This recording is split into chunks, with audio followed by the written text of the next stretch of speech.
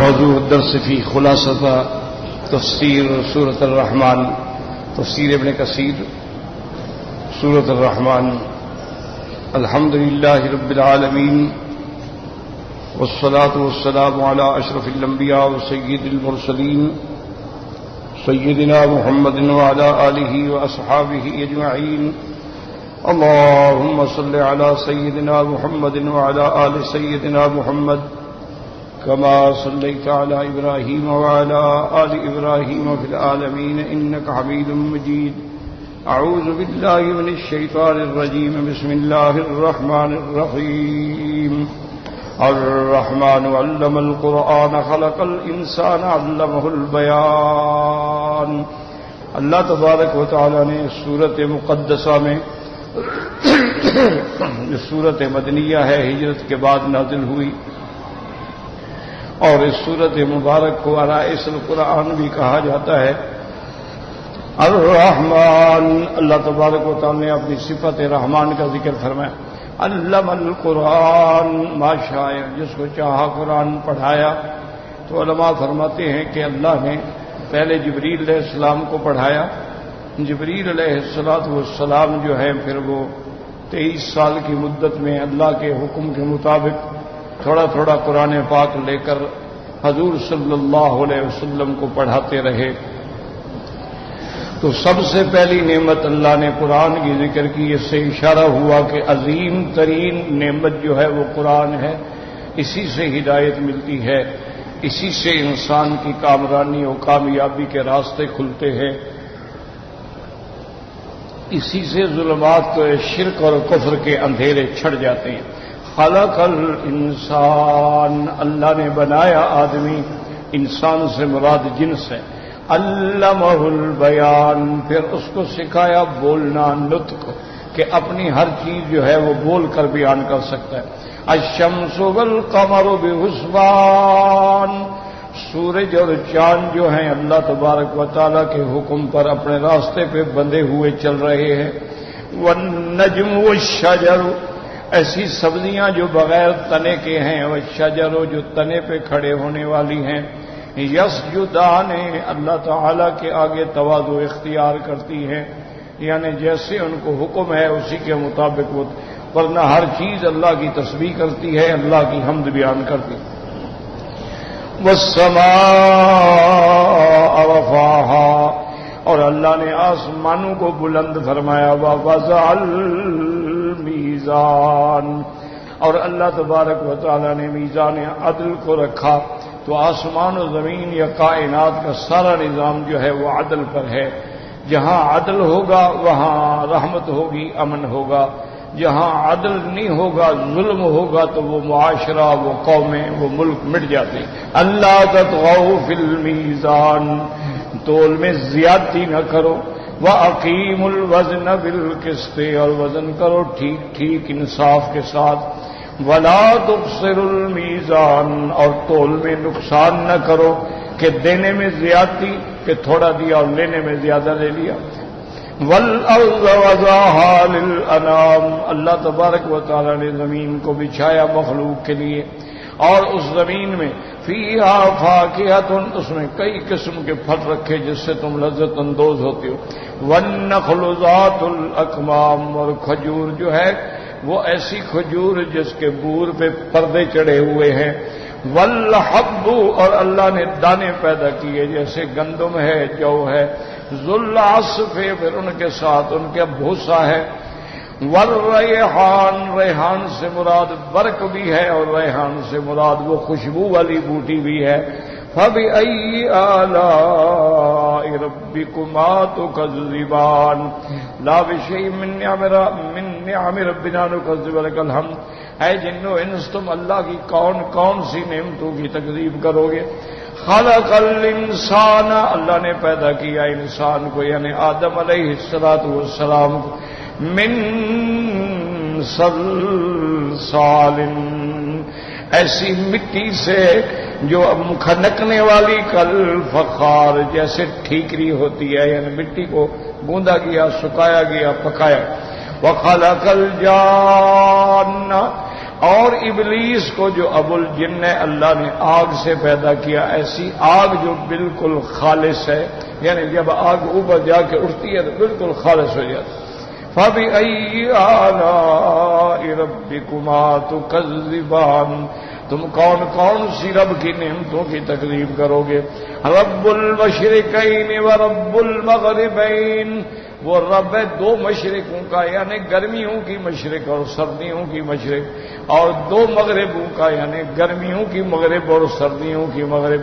فَبِأَيِّ آلَاءِ رَبِّكُمَا تُكَذِّبَانِ مَرَجَ الْبَحْرَيْنِ يَلْتَقِيَانِ، اللہ نے چھوڑا دریاؤں کو، دیکھنے والوں کی نظر میں مل رہے ہیں، بَيْنَهُمَا بَرْزَخٌ لَا يَبْغِيَانِ، لیکن ان دونوں کے درمیان میں اللہ نے حد رکھی ہے، وہ ایک دوسرے سے تجزیاتی نہیں کر سکتے ہیں۔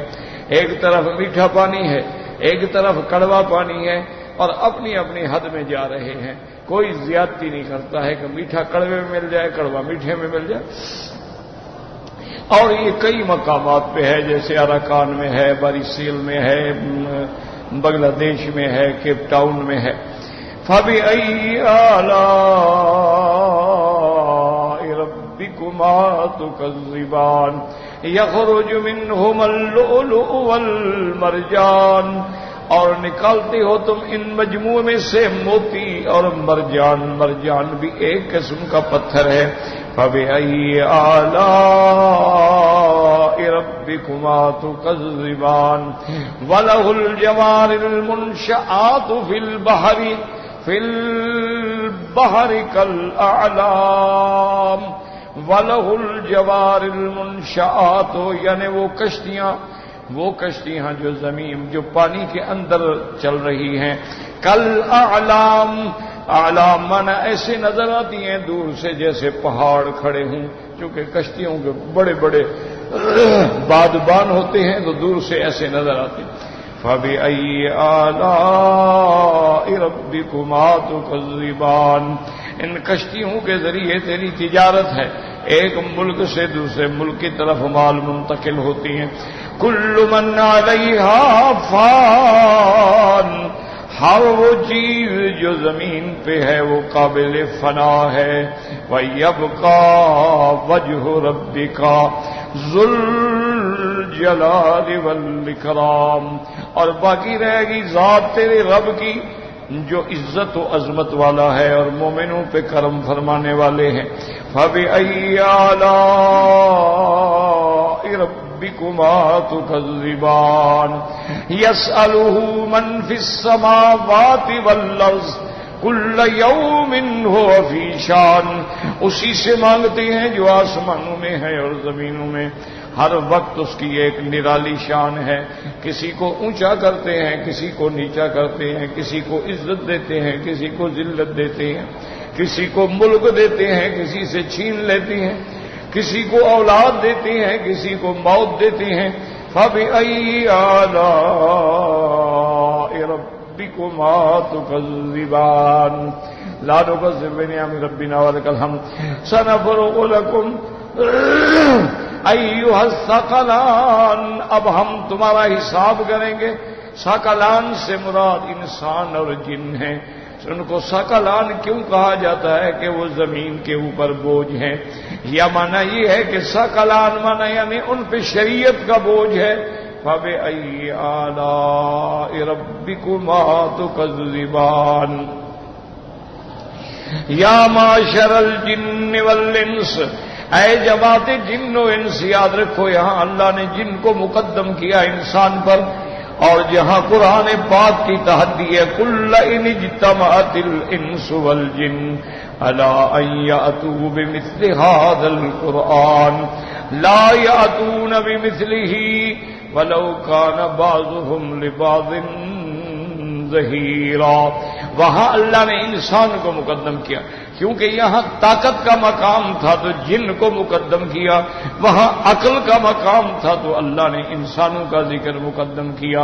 یا معشر الجن والانس، اب علماء کہتے ہیں یہ خطاب دنیا میں ہوگا کہ تم میرے ملک سے نکل سکتے ہو تو نکل جاؤ، اور بعض علماء فرماتے ہیں کہ نہیں، جب قیامت کا دن ہوگا آسمان پھٹ جائیں گے اور اولین و آخرین جمع ہو جائیں گے، اور ان کے چہار طرف جو ہے 7 صفیں ہوں گی فرشتوں کی، ہر آسمان کے فرشتے اتر کے صف بنا لیں گے، پھر دوسرے اتریں گے وہ صف بنا لیں گے، پھر تیسرے اتریں گے وہ صف، تو 7 صفیں ان کو گھیرے ہوئے۔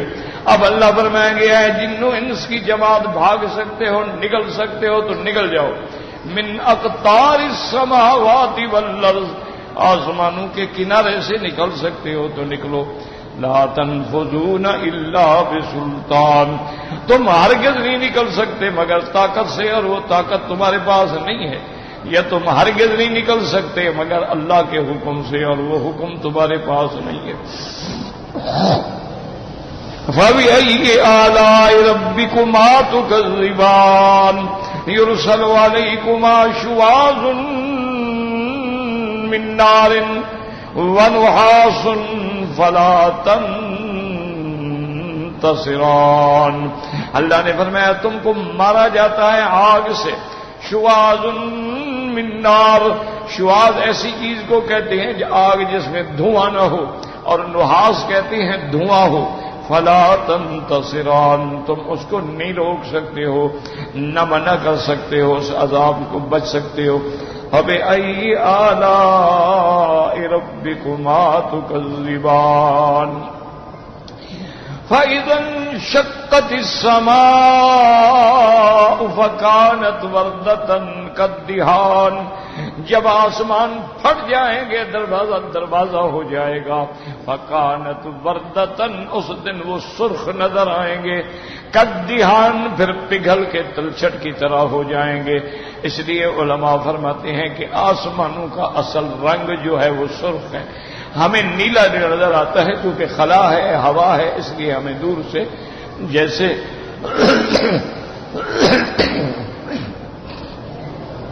انسان کی رگوں میں خون سرخ ہوتا ہے لیکن رگیں اوپر آتی ہیں نیلا نظر آتا ہے، تو ورنہ وہ کہتے ہیں اصل آسمانوں کا رنگ جو ہے وہ سرخ ہے، اور پھر پگھل جائیں گے جیسے تلچھٹ ہوتی ہے تیل کی، کالدہان۔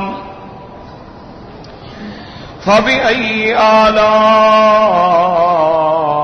رَبِّكُمَا تُكَذِّبَانِ فَيَوْمَئِذٍ لَّا يُسْأَلُ عَن ذَنبِهِ انس ولا جان، یعنی پھر اس دن نہیں پوچھا جائے گا، سوال استفہام نہیں کیا جائے گا انسانوں سے اور نہ جنوں سے۔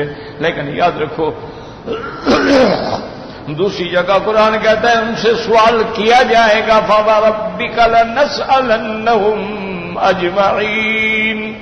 اسی طرح قرآن تیسرے مقام پہ فرماتے ہیں وَقِفُوهُمْ، ٹھہراؤ ان کو، انہم مسئولون، ان سے سوال ہوگا۔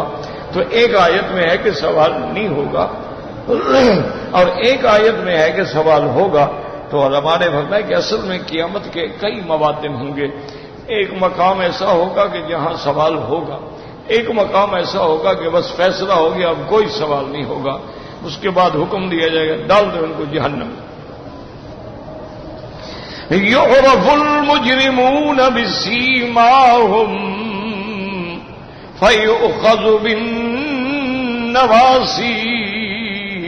والأقدام، اس دن مجرم جو ہیں وہ اپنی علامتوں سے پہچانے جائیں گے، ان کے چہرے سیاہ ہوں گے، آنکھیں ان کی نیلی ہو جائیں گی، مومنوں کے چہرے روشن ہوں گے اور کافروں کے چہرے جیسے اللہ فرماتے اما الذین اسودت وجوہہم۔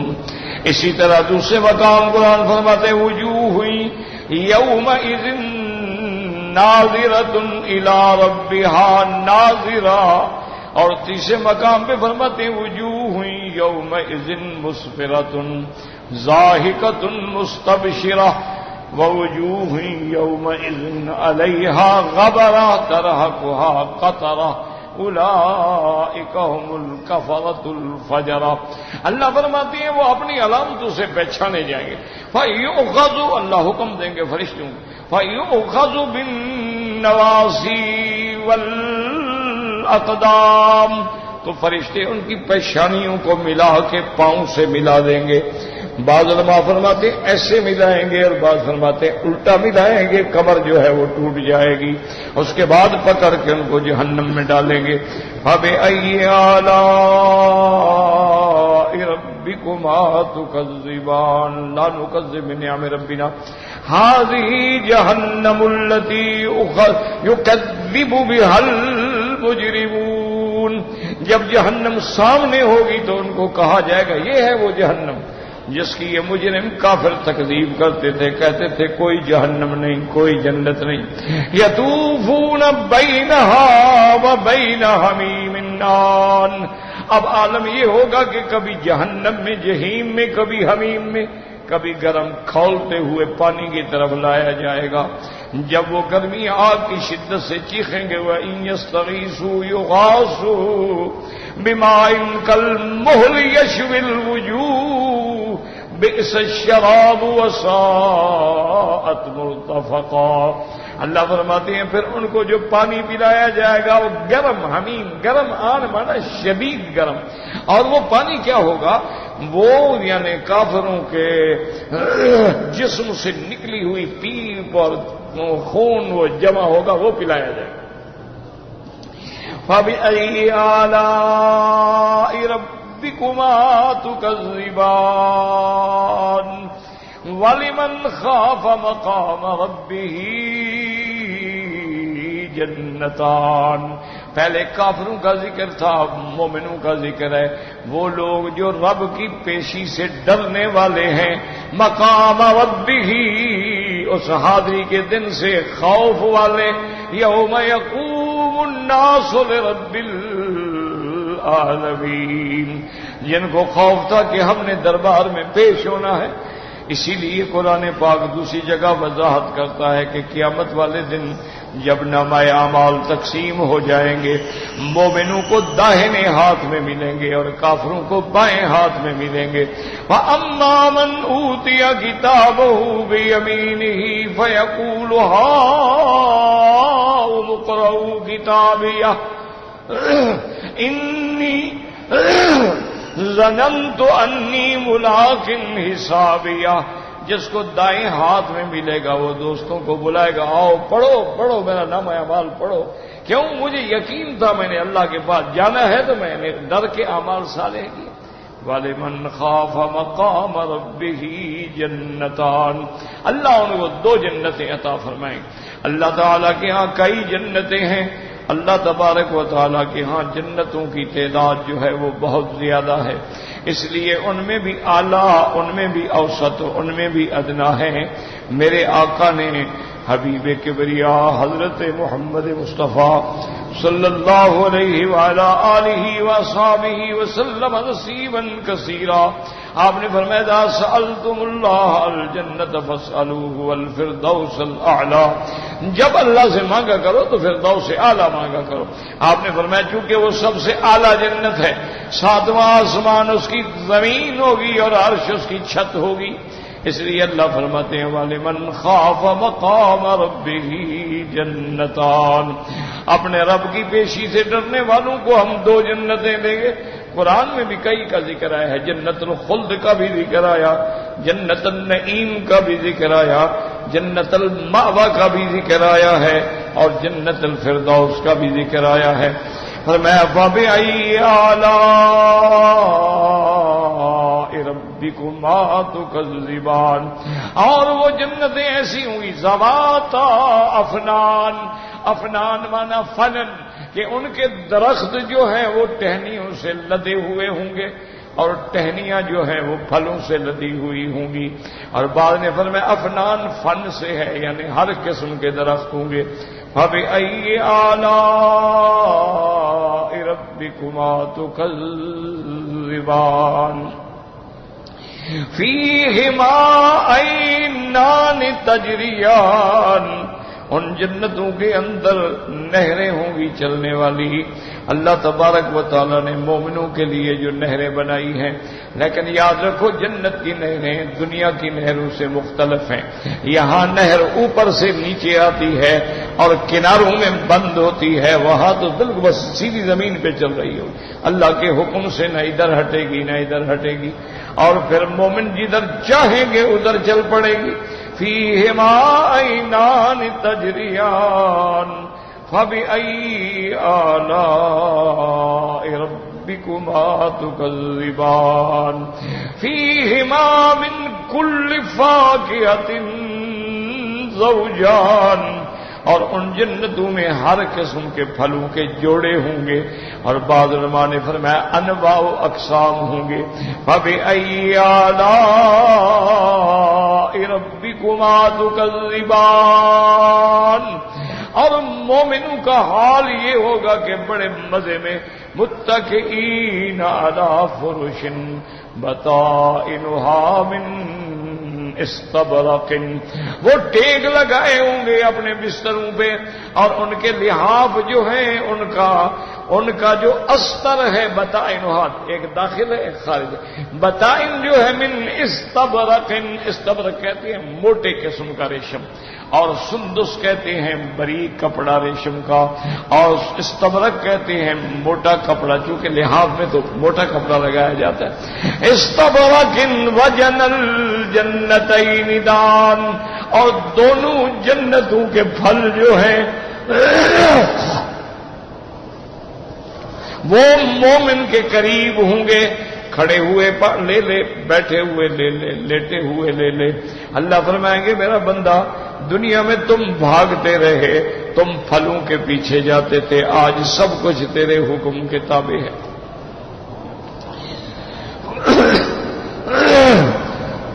فَبِأَيِّ آلَاءِ رَبِّكُمَا تُكَذِّبَانِ فِيهِنَّ قَاصِرَاتُ الطَّرْفِ لَمْ يَطْمِثْهُنَّ إِنسٌ لا حول ولا قوة إلا بالله. فيهن قاصرات الطرف لم يطمثهن إنس قبلهم ولا جان. قاصرات الطرف یعنی ایسی بیویاں ہوں گی نظریں جھکا کے چلنے والی، جن کی نظریں اپنے خاوند کے سوا کسی کے لیے نہیں اٹھیں گی. لم یطمثہن انس قبلہم ولا جان. اس مومن سے پہلے کسی انسان نے یا کسی جن نے ان کو چھوا بھی نہیں ہوگا، ان کو جماع بھی نہیں کیا ہوگا، یعنی کنواریاں ہوں گی. فَبِأَيِّ آلَاءِ رَبِّكُمَا تُكَذِّبَانِ كَأَنَّهُنَّ الْيَاقُوتُ وَالْمَرْجَانُ. علماء فرماتے ہیں کہ یاقوت بھی پتھر ہے، یعنی اس کی یاقوت جیسے اس میں اگر دھاگا ڈالیں تو دونوں طرف سے نظر آتا ہے، تو وہ بھی ایسے ہوں گی كَأَنَّهُنَّ الْيَاقُوتُ وَالْمَرْجَانُ. یعنی صفا میں یاقوت ہوں گی اور سپیدی میں مرجان ہوں گی. یعنی جیسے کہ ایک حدیث مبارک میں آتا ہے، حضور صلی اللہ علیہ وسلم نے فرمایا اللہ تبارک و تعالی مومن کو جنت میں بیویاں جو دیں گے حور عین سے. یاد رکھو حور کا معنی ہی یہ ہوتا ہے کہ جس کی آنکھوں کی سپیدی زیادہ سپید ہو اور سیاہی زیادہ سیاہ ہو، یہی حسن ہوتا ہے، یہی جان. اور عین مانا بڑی غزالی آنکھوں والی، ہرنی کی آنکھوں والی. حور عین. یہاں فرماتے ہیں ایک حدیث مبارک میں میرے آقا کہ قیامت والے دن ان المرأة من نساء اہل الجنت، وہ جو جنت کی عورتیں ہوں گی ان نے 70 جوڑا پہنا ہوگا، اس کے باوجود اس کی پنڈلی اور پنڈلی کے اندر گودا جو ہے وہ گودا بھی نظر آ رہا ہوگا. فَبِأَيِّ آلَاءِ رَبِّكُمَا تُكَذِّبَانِ هَلْ جَزَاءُ الاحسان الا الاحسان، کہ احسان کا بدلہ جو ہے وہ احسان ہوتا ہے۔ کیا مانا تم نے بندہ دنیا میں اچھے عمل کیے تو آج اللہ تمہیں بدلہ بھی اچھے سے اچھا عطا فرمائیں گے، کیونکہ اعمال حسنہ کا بدلہ پھر اللہ کا احسان ہے۔ فَبِأَيِّ آلَاءِ رَبِّكُمَا تُكَذِّبَانِ، تم کون کون سی اپنے رب کی نعمتوں کو جھٹلاؤ گے۔ اب اس کے بعد اللہ فرماتے ہیں وَمِن دُونِهِمَا جَنَّتَانِ، پھر ان کے سوا جو ہے اور بھی اللہ ان کو دو جنتیں عطا فرمائیں گے۔ بعض علماء فرماتے ہیں یہ دو جنتیں ان سے درجے میں کم ہوں گی، اور بعض علماء فرماتے ہیں ان سے بھی یہ درجات میں زیادہ ہوں گی، یعنی معنی یہ ہے کہ ڈرنے والوں کو یہ اور دو جنتیں بھی ملیں گی۔ فَبِأَيِّ آلَاءِ رَبِّكُمَا تُكَذِّبَانِ مُدْحَامَّتَانِ، اور درخت ایسے ہوں گے سبز جیسے سیاہ۔ کیا مانا اتنا سبزہ دیکھا ہے دنیا میں، جب کسی کھیت کا سبزہ زیادہ ہو تو دور سے سیاہ نظر آتا ہے، حالانکہ ہوتا تو وہ سبز ہے لیکن اس کی زیادہ سبزی جو ہے وہ ایسے نظر آتی ہے کہ جیسے وہ سیاہی ہو۔ فَبِأَيِّ آلَاءِ رَبِّكُمَا تُكَذِّبَانِ فِيهِمَا عَيْنَانِ نَضَّاخَتَانِ، ان دو جنتوں میں بھی چشمے ہوں گے ابلنے والے۔ فَبِأَيِّ آلَاءِ رَبِّكُمَا تُكَذِّبَانِ فِيهِمَا فَاكِهَةٌ وَنَخْلٌ وَرُمَّانٌ، اس کے اندر بھی پھل ہوں گے، کھجورے اور انار ہوں گے، لیکن یاد رکھو یہ تو صرف نام ہے، ورنہ جنت کی نعمتوں کا کوئی مقابلہ ہی نہیں ہے۔ مَا لَا عَيْنٌ رَأَتْ وَلَا أُذُنٌ سَمِعَتْ وَلَا خَطَرَ عَلَىٰ قَلْبِ بَشَرٍ۔ فرمایا فَبِأَيِّ آلَاءِ رَبِّكُمَا تُكَذِّبَانِ فِيهِنَّ خَيْرَاتٌ حِسَانٌ، ان جنتوں میں ایسی بیویاں ہوں گی جو عمل میں خیر ہوں گی اور خوبصورتی میں سب سے زیادہ خوبصورت ہوں گی، کیونکہ اصل تو عورت کا بیوٹی جو ہے اس کا کردار ہے، اس کا حیا ہے، جتنی پاک عورت ہوگی اتنی وہ زیادہ خوبصورت ہوگی۔ فَبِأَيِّ آلَاءِ رَبِّكُمَا تُكَذِّبَانِ حُورٌ مَقْصُورَاتٌ فِي الْخِيَامِ، اور وہ خیموں کے اندر بند رہنے والی۔ اب یاد رکھیں یہاں علماء نے دو باتیں کی، بعض علماء فرماتے ہیں خیمے سے مراد یہ ہے کہ جیسے دولہا دلہن کے لیے سہاگ کی رات میں پلنگ کے اوپر جیسے مچھردانی ہوتی ہے، ایسی ایک مچھردانی بنا کے اس پہ پھولوں کی پتیاں اور بناتے ہیں، وہ گویا ایک خیمہ بن جاتا ہے، اس کے اندر دولہا دلہن جو ہے داخل ہوتے ہیں۔ اور بعض علماء نے فرمایا کہ نہیں، اللہ نے ان کے لیے خاص خیمے بنائے ہوں گے، اور وہ خیمے جو ہیں وہ موتیوں کے بنے ہوئے ہوں گے، اور وہ خیمے جو ہیں بند ہوں گے، کسی کے لیے کھل ہی نہیں سکتے۔ جب مومن جائے گا تو اس کے لیے وہ خیمے کھلیں گے، اس کے اندر حور مقصورات فی الخیام فَبِأَيِّ آلَاءِ رَبِّكُمَا تُكَذِّبَانِ لَمْ يَطْمِثْهُنَّ إِنسٌ قَبْلَهُمْ وَلَا جَانٌ، ان کو بھی کسی انسان یا جن نے پہلے استعمال نہیں کیا ہوگا۔ فَبِأَيِّ آلَاءِ رَبِّكُمَا تُكَذِّبَانِ مُتَّكِئِينَ عَلَىٰ رَفْرَفٍ خُضْرٍ، رفرف یاد رکھو، رفرف جو ہے اس کے بارے میں بعض علماء فرماتے ہیں کہ بستن، یعنی جیسے ایک قالین کا ٹکڑا ہو نا، تو اس قالین کے اوپر مومن کھڑا ہو جائے گا تو قالین مومن کو لے کے اڑ پڑے گی۔ وہ کہتے ہیں یہ رفرف، کہ جہاں بھی وہ جنت میں جانا چاہے گا اپنے باغوں میں اور جنت میں محلات میں، تو اس کو تکلیف نہیں کرنی ہوگی، بس وہ اس پہ کھڑا ہو گیا وہ لے کے اس کو اڑ پڑے۔ اور جہاں حکم دیا وہاں اتار دیا۔ اسی طرح آتا ہے نا جی کہ جب میرے آقا محبوب دو عالم صلی اللہ علیہ وسلم معراج کی رات تشریف لے گئے، تو جب آپ سدرۃ المنتہا پہ پہنچے تو جبریل رک گئے۔ اس کے بعد رف رف، تو وہاں بھی علماء نے یہی بیان فرمایا ہے کہ وہ رف رف ایک بساط تھی، اس پہ حضور کھڑے ہو گئے اور وہ رف رف لے کے حضور صلی اللہ علیہ وسلم کو اللہ کے عرش کے قریب لے گئے۔ اور یہ بھی حدیث مبارک میں آتا ہے، حضور نے فرمایا کہ وہ کبھی اونچی ہوتی، کبھی نیچے ہوتی، کبھی اونچی ہوتی، کبھی نیچے ہوتی، حتیٰ کہ اللہ کے عرش کے نیچے جا کے کھڑا کیا۔ اور بعض علماء یہ فرماتے ہیں کہ رف رف جو ہے وہ ایک اللہ کا خاص فرشتہ ہے، وہ حضرت محمد مصطفیٰ صلی اللہ علیہ وسلم کو لے کے جائے گا۔ اس کا مقام جو ہے وہ یہ ہے کہ پھر وہ عرش کے قریب تک پہنچائے گا، پھر واپس آئیں گے تو جبریل اپنے مقام پہ ہوں گے، کیونکہ جبریل جو ہے وہ سدرۃ المنتہا سے آگے نہیں جا سکے۔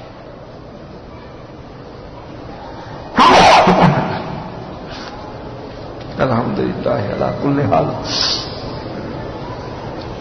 اور پھر حضور صلی اللہ علیہ وسلم آئیں گے، پھر نمازوں کے لیے جائیں گے، پھر حضور پاک تشریف لائیں گے۔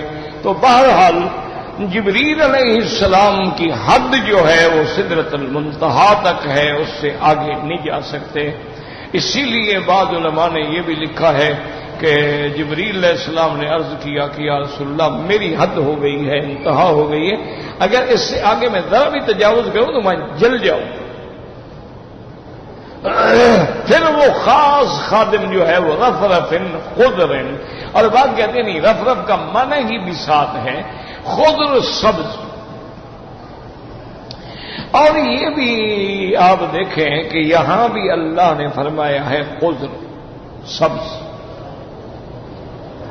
اچھا، اسی طرح ایک حدیث مبارک میں بھی آتا ہے کہ جب شہید ہو جاتے ہیں تو ان کی ارواح مبارکہ جو ہیں فی جوف طیر خضر، سبز رنگ کے جنت کے پرندے ہوں گے، ان کے اندر ان کی روحیں ہوں گی، یسرحون فی الجنت حیث شاؤ، جنت میں چلیں گے پھریں گے کھائیں گے پیئیں گے۔ اور اس کے بعد کنادیل معلقہ، عرش کے نیچے کنادیل ہوں گے، پنجرے ہوں گے، پھر ان میں وہ آ جائیں گے۔ تو وہاں بھی لفظ ہے طیر خضر، سبز رنگ کے پرندے۔ اسی طرح اللہ تبارک و تعالی نے قرآن مقدس میں ایک تیسرے مقام پہ بھی فرمایا ہے کہ جو ہم پھل بناتے ہیں نا تو اس پہ نظر ڈالو تو وہاں بھی لفظ خضر کا ہے، سبز کا ہے۔ اس پر جدید علوم کے ذریعے لوگوں نے بڑی تحقیق کی،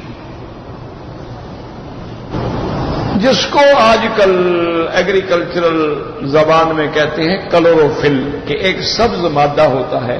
دیکھو نا جو دانے ہیں انار کے کیسے جڑے ہوئے ہیں، ایک دفعہ نکال لو نا پھر مجھے فٹ کر کے دکھا دو۔ اچھا، آپ دیکھیں کہ مکئی کے دانے ہیں کیسے ایک دوسرے سے جڑے ہوئے ہیں، انگور ہیں کیسے ایک دوسرے سے جڑے ہوئے ہیں۔ تو وہ کہتی ہے کہ ان چیزوں کو جوڑنے والا مادہ جو ہے اس کا نام ہی کلوروفل ہے، وہ بھی ایک سبز مادہ ہے۔ ایک بہت بڑا سائنٹسٹ گزرا ہے، سائنسدان، اس نے تحقیق کی کہ بھئی یہ سبز رنگ میں آخر کیا چیز ہے۔ تو اس نے یہ کیا کہ اس نے ایک عمارت بنائی ایسے مستطیل، جیسے احرام ہے نا مصر کے، مستطیل عمارت بنانے کے بعد اس کے اندر کا جو سارا نظام تھا وہ سبز تھا۔ اس کے اندر اس نے آ کر مثال کے طور پہ انگوروں کا ایک گوشہ رکھ دیا۔ اچھا، اسی طرح اس نے پھر ایک چھوٹا سا اور جگہ بنائی، اس میں مادہ سبز نہیں تھا اور رنگ تھا، وہاں بھی انگوروں کا گوشہ رکھ دیا۔ اب وہ جناب کوئی 7-8 دن کے بعد آیا تو آگے جب دیکھا کہ جس کو سبز رنگ میں رکھا تھا نا وہ تو اسی طرح تازہ رکھے ہوئے معلوم ہوتا ہے ابھی اتارے ہیں، اور جو دوسرے رنگ میں تھے وہ ختم ہو گل گئے، سڑ گئے۔ تو اس نے کہا بھی اچھا، اس کا معنی یہ ہے کہ یہ خضر جو ہے، یہ سبز رنگ جو ہے، اس کے اندر کوئی اللہ نے ضرور تاثیر رکھی۔ پھر اس نے احرام پہ بحث کی کہ وہ جو فرائض تھے، مصر کے بادشاہ گزرے، ان کی جو وہ ممیاں بنائی جاتی تھی نا مرنے کے بعد، تو ان کو بھی ایک سبز مادے میں رکھا جاتا تھا۔ تو اس لیے وہ ساری یہ چیزیں تحقیق کرتے کرتے کرتے کرتے اس نے بڑے مقالات لکھے کہ سبز رنگ جو ہے اس کے یہ فائدے ہیں، اس کے یہ فائدے ہیں اور یہ انعامات ہیں۔ ایک مسلمان عالم اس کو ملے، انہوں نے کہا ادھر آؤ میرے پاس آ کے بیٹھ گئے۔ انہوں نے قرآن شریف کھولا اور انہوں نے یہی آیت پڑھی۔ انہوں نے فرمایا دیکھو متکئین علی رفرف خضر، اللہ نے فرمایا کہ مومن جو ہیں قیامت والے دن وہ سبز رنگ کے تکیوں پہ ٹیک لگائے ہوئے ہوں گے۔ تو 1400 سال پہلے ہمیں ہمارے نبی نے سبز رنگ کا بتا دیا ہے، تم تو اب تحقیق کر رہے ہیں، وہ پاگل ہو گیا بیچارہ۔ کہنے کا کمال ہے کہ حضور صلی اللہ علیہ وسلم سرزمین مکہ میں پیدا ہوئے ہیں، امی قوم میں پیدا ہوئے ہیں، جہاں کوئی تحقیقی ادارہ نہیں ہے، کوئی لیب نہیں ہے، کوئی مختبر نہیں ہے، کوئی سکول نہیں، کوئی کالج نہیں ہے، انہوں نے کیسے یہ سبز رنگ کے بارے میں بتا دیا؟ تو اس نے کہا بھی واقعی معلوم ہوتا ہے وہ اللہ کا سچا نبی۔ اسی لیے بعض علماء نے لکھا ہے، حضرت شاہ ولی اللہ دہلوی رحمت اللہ علیہ اور ان کے تلامذہ میں حضرت سندھی رحمت اللہ علیہ، ان لوگوں نے لکھا ہے کہ اللہ نے قرآن میں جتنے پیغمبروں کے معجزات کا ذکر فرمایا ہے، سلیمان علیہ السلام کو معجزات ملے کہ بھئی ان کو تخت اڑتا تھا، ہوائیں تابع تھی، وہ پرندوں کی بولیاں سمجھ لیتے تھے، وہ چیونٹیوں کی تقریر سن لیتے تھے، حضرت داؤد علیہ السلام کے ہاتھ میں لوہا نرم ہو جاتا تھا، اور جب آپ مناجات پڑھتے تھے تو پرندے جو ہیں رک جاتے تھے، اور اسی طرح حضرت موسیٰ علیہ السلام کو اللہ نے عصا دیا، ید بیضا دی۔ تو بہرحال معنی یہ ہے، وہ یہ کہتی ہیں کہ اللہ نے قرآن میں جتنے انبیاء کے معجزات بیان فرمائے ہیں، جتنی نشانیاں قرآن میں آئی ہیں، وہ قیامت آنے سے پہلے پہلے اللہ ظاہر کر دیں گے، لوگوں پہ واضح ہو جائے، تاکہ کوئی انکار نہ کر سکے قیامت میں کہ یہ بات ہمیں سمجھ نہیں آئی۔ دیکھو نا جی، اب حضرت عمر رضی اللہ تعالیٰ عنہ مدینہ منورہ سے کھڑے ہو کے آواز دے رہے ہیں، اور ان کا کمانڈر جو ہے نہاوند میں لڑ رہا ہے، 1 مہینے کا سفر ہے، کہتے یا ساریت الجبل، آواز وہاں پہنچ گئی۔ اچھا اب مومن تو مان لیتا ہے نا بھی حدیث ہے، ہمارا ایمان ہے، بس بات ختم ہو گئی، جب حضور نے فرما دیا بات ختم ہو گئی، جب صحابہ نے فرما دیا صحابہ سب سچے ہیں، بات ختم۔ لیکن کافر تو نہیں مانتا نا جی، کیسے پہنچ گئی؟ اب آپ دیکھیں ٹیلی فون آ گئے، کیسے آواز پہنچ جاتی ہے؟ تو اگر بندے آواز پہنچا سکتے ہیں تو خدا نہیں پہنچا سکتا۔ اب آپ کے سامنے اچھا ہم سارے پڑھتے ہیں ہمیشہ کرامن کاتبین، اللہ کے 2 فرشتے ہیں، دائیں بیٹھا ہے بائیں بیٹھا ہے، ہمارے نامہ عمل لکھ رہے ہیں، صاحب لکھ رہے ہیں، اور صاحب لپیٹ دیے جائیں گے، پھر قیامت میں کھولیں گے۔ بھئی ایک آدمی 100 سال نیکی کرتا ہے، گناہ کرتا ہے، نیکی کرتا ہے، بولتا ہے، چلتا ہے، سب وہ لکھ رہے ہیں۔ بھئی یار اتنا بڑا دفتر کیسے ہوگا، کیا ہوگا، اور کون سی قلم استعمال کرتے ہوں گے؟ اب آپ کے سامنے آ گئی ہیں میکرو فلم، اتنی چھوٹی سی فلم ہے، اس میں 30 جلدوں کی کتابیں موجود ہیں، 30 جلد، یعنی اتنی چھوٹی سی فلم ہوتی۔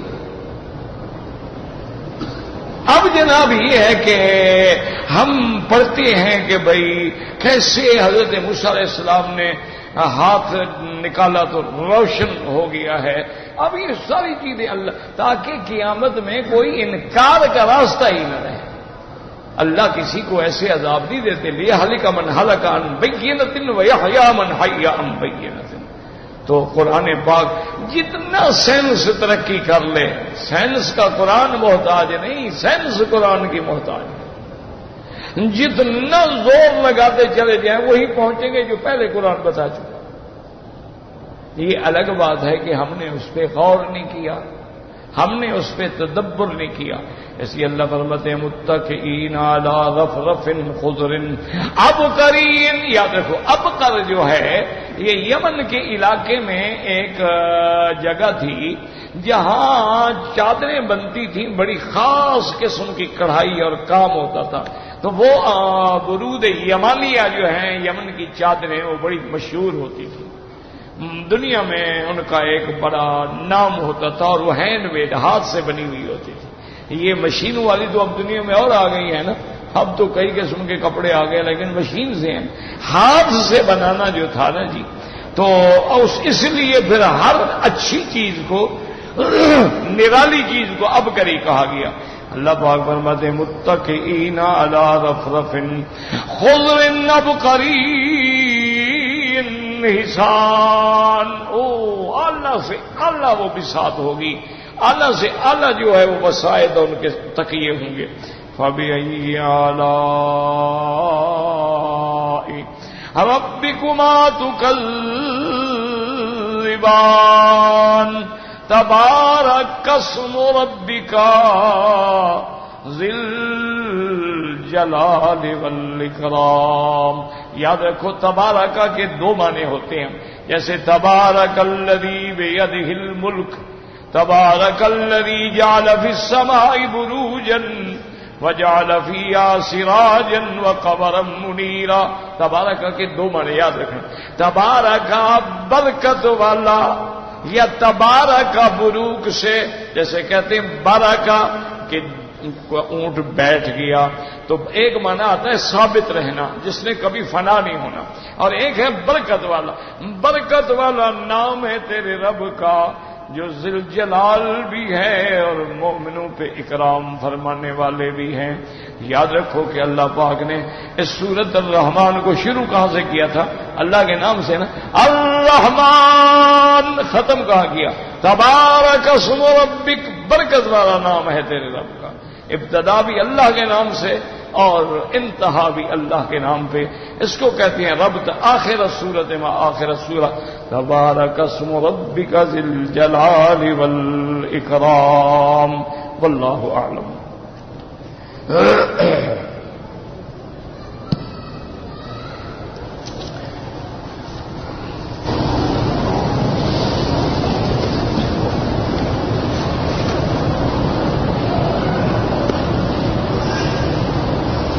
کہتے ہیں جی کہ بعض لوگ جو ہیں انگوٹھیوں میں یاقوت کا یا مرجان کا یا کوئی پتھر پہنتے ہیں، اور ان کا عقیدہ یہ ہوتا ہے کہ اس کے پہننے سے میرے رزق میں فراخی ہوگی، برکت ہوگی، کامیابی ہوگی، مجھے عزت ملے گی، مجھے دولت ملے گی۔ یہ بالکل جھوٹ ہے، کوئی اس کی حقیقت نہیں۔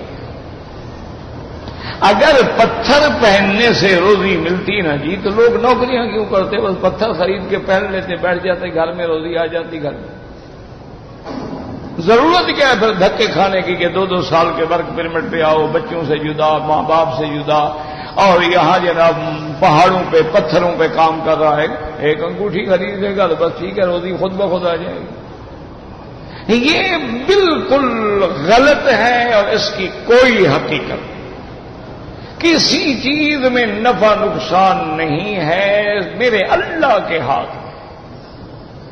اچھا، اسی طرح بہت سارے لوگوں نے علم العادات کے ذریعے وہ اور زیادہ سائنٹیفک طریقے سے لوگوں کو گمراہ کرتے ہیں۔ وہ کہتے ہیں جی آپ کا نام کیا ہے، آپ کی والدہ کا نام کیا ہے، آپ کی تاریخ پیدائش کیا ہے، پھر وہ کہتے ہیں ہاں جی آپ کا ستارہ فلاں ہے، آپ کا برج فلاں ہے، اور آپ کا موافق پتھر جو ہے وہ فلاں ہے، فلاں پتھر پہنو گے تو پھر تمہارے لیے فائدہ ہوگا۔ یہ اس سے بھی اور زیادہ جھوٹ ہے۔ اچھا، اور یہ جو کچھ بتاتے ہیں نا، یہ بتانے والے جو بڑے بڑے ماہر ہیں، نجومی ہیں، علم جفر والے ہیں، یہ سارے سڑکوں پہ بیٹھے ہوتے ہیں، 5-5 روپے لے کے لوگوں کے ہاتھ دیکھتے، اپنے رزق کو کبھی نہیں بڑھا سکے بدبخت۔ ان کے اپنا مقدر کا ستارہ اتنا ڈوبا ہوا ہے کہ وہ کبھی نکلا ہی نہیں ہے باہر، وہ ہمیشہ ذلیل ہی رہیں گے، مانگتے رہیں گے۔ اسی طرح سیدنا علی رضی اللہ تعالی عنہ کے زمانے میں آپ تشریف لے جا رہے تھے خوارج کے مقابلے پر جنگ کے لیے، تو ایک آدمی آیا، اس نے کہا کہ امیر المومنین مہربانی کریں، ابھی آپ نہ نکلیں، آج فوج کو نہ نکالیں مقابلے کے لیے، کیونکہ القمر فی الاقرب، اس وقت قمر کا جو ہے نا جی وہ اقرب برج میں ہے، اگر آپ جائیں گے تو آپ کو شکست ہوگی اور آپ کی فوج برباد ہو جائے۔ حضرت علی رضی اللہ تعالیٰ نے فرمایا کہ اچھا بھائی، قمر جو ہے وہ ہے برج اقرب میں، ٹھیک ہے نا؟ انہوں نے کہا اچھا آئی نا قمر و آدائی، تو میرے دشمنوں کا چاند کہاں ہے؟ اگر قمر اقرب میں ہے تو میرا چاند بھی تو اقرب میں ہے، میرے دشمنوں کا چاند بھی تو پھر اقرب میں ہی ہے نا، چاند تو وہی ہے۔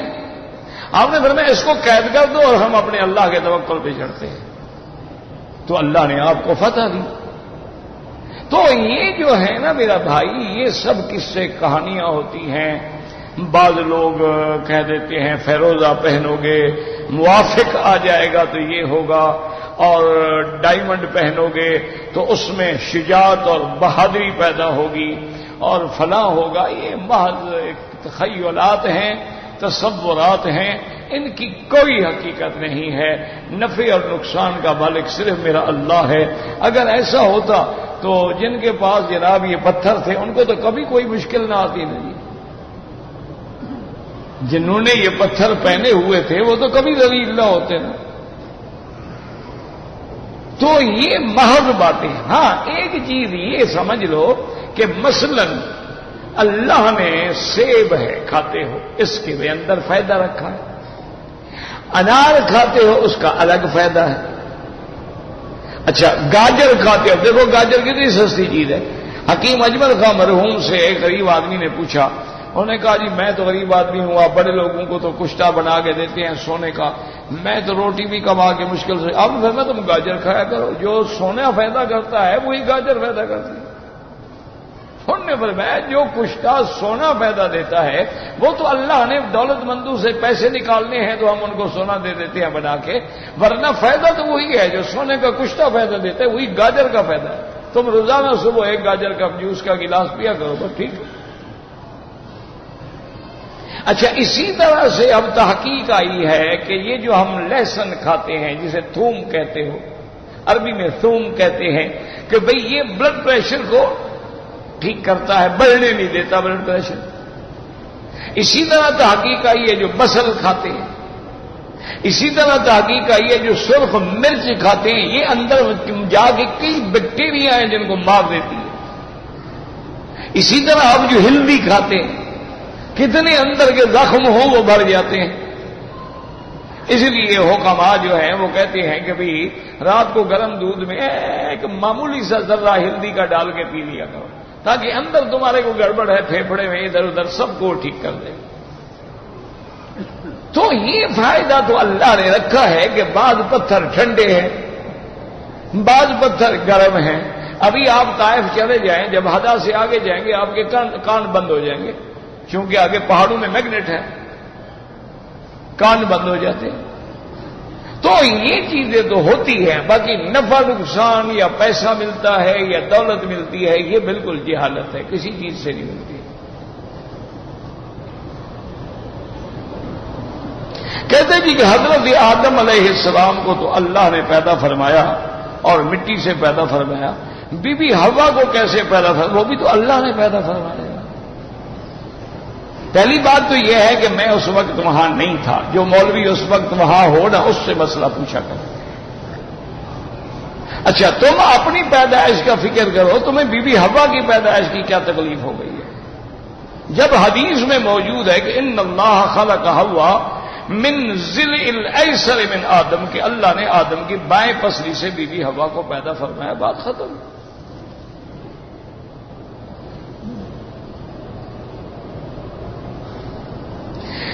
جی کہ گھروں میں بلب کے قریب چھپکلی یا کوئی اور کیڑا، چھپکلی کا مارنے میں تو ثواب ہے، اور کیڑا جو ہے نہیں. ہاں جو کیڑے مضر ہیں، انسان کو نقصان پہنچانے والے ہیں، ان کا مارنا جائز ہے. جو موذی ہیں، مچھر ہے، پسو ہے اور کھٹمل ہیں اور کئی بلائیں ہیں، اللہ ان کو مارنا بالکل جائز ہے.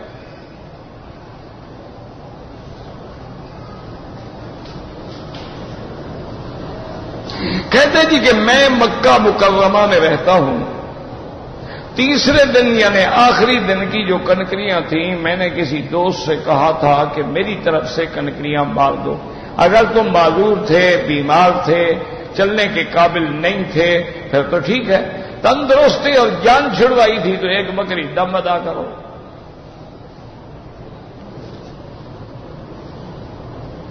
دون ہما کا معنی یعنی ان دو جنتوں سے، ضمیر پچھلی جنتوں کی طرف ہے.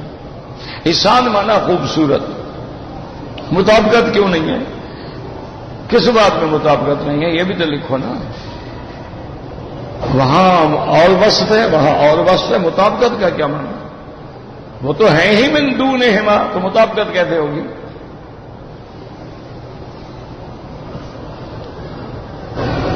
حجر اسود کو بوسہ دینے میں جو لائن لگاتے ہیں وہ ایک شوق ہے، ورنہ تو اشارہ بھی بوسے کے قائم مقام ہے.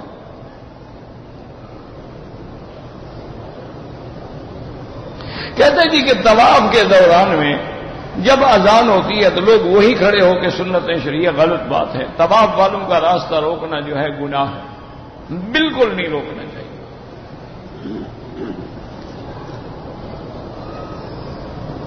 کہتے جی کہ طواف کے دوران میں ہم کھجور وغیرہ کھا سکتے ہیں، کھا سکتے ہیں اگر روزہ ہے، مجبوری ہے. ہم یہ تو نہیں نا کہ طواف کھانے کی جگہ ہے. طواف تو نماز کے حکم میں ہے، لیکن اس میں بولنے کی بھی اجازت ہے، چلنے کی بھی اجازت ہے. اسی طرح اگر کسی نے افطار کرنا ہے اور سنت افطار یہ ہے کہ اذان کے فوراً بعد ہو، اسے چلتے ہوئے کھا لیا تو کوئی بات نہیں. جب امام سلام پھیرتا ہے، جب وہ سلام پورا کر لے، یاد رکھیں احناف کے نزدیک یہ ہے کہ جب امام ایک طرف سلام پورا کر لے تو نماز مکمل ہو جاتی. السلام علیکم ورحمۃ اللہ. اب آدمی جو ہے مقتدی جو ہے گردن پھیرے. یہ نہیں کہ وہ السلام کرے تم بھی ساتھ پھیر لو، وہ تو منع ہے. اور حنابلہ کے نزدیک یہ ہے کہ جب امام دونوں طرف سلام پھیر لے، السلام علیکم ورحمۃ اللہ، السلام علیکم ورحمۃ، اب مقتدی پھیرے تاکہ تسلی ہو جائے کہ واقعی امام فارغ ہو گیا. کہتے جی کہ ائمہ اربعہ جو ہیں وہ کہاں کہاں مدفون ہیں. امام مالک رحمۃ اللہ علیہ مدینہ منورہ میں ہیں، امام ابو حنیفہ جو ہیں بغداد میں ہیں، اور امام شافعی رحمۃ اللہ علیہ جو ہیں وہ مصر میں ہیں، اور امام احمد بن حنبل رحمہ اللہ جو ہیں وہ حجاز میں ہیں.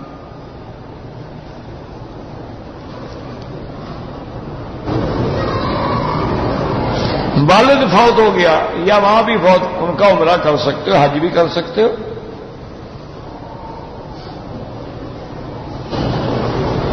کہتے ہیں جی کہ عید میلاد النبی کے پوسٹر لگے ہوئے تھے، ان کو پھاڑا تو مقدمہ ہو گیا، سزا ہو گئی. دیکھو میرا بھائی، پہلی بات تو یہ ہے کہ ایسی چیزیں شریعت میں میلاد النبی کا کوئی حکم نہیں، لیکن چونکہ اگر کسی نے اشتہار لگا دیا ہے تو اس کے جذبات کو بھی تو مشتعل نہ کریں نا. کیا ضرورت ہے لڑنے کی؟ کیا ضرورت ہے پھاڑنے کی؟ تمہارے پھاڑنے سے بند ہو گئے. ساری دنیا میں جو میلاد مناتے ہیں، تم نے 2 اشتہار پھاڑ دیے تو رک گئے. تو یہ تو بلا وجہ جذبات سے کھیلنے والی بات ہے. دیکھیں نا، اسی لیے حضور پاک نے کعبہ شریف نہیں بنایا. سرکار دو عالم چاہتے تھے کہ میں کعبہ شریف کو بناؤں اور حتیم کی طرف جو ہے وہ بھی کعبے کے اندر داخل کروں، دروازے بھی 2 رکھوں اور دروازہ بھی زمین پہ رکھوں، ایک داخل ہونے کے لیے ایک نکلنے کے لیے. لیکن آپ نے فرمایا عائشہ لولا حدیث احد، اگر تمہاری قوم نئی مسلمان نہ ہوتی تو میں کعبہ توڑ کے بنا دیتا. لیکن ابھی یہ مسلمان ہوئے ہیں لوگ بیچارے، اب میں کعبہ توڑوں گا، کہیں گا ہاں دیکھو ہماری مخالفت میں ہمارا بنایا ہوا کعبہ حضور نے توڑ دیا، ہمارا بنایا ہوا کعبہ حضور نے توڑ دیا. اور میں چھوڑ دو بس، میں نہیں توڑتا۔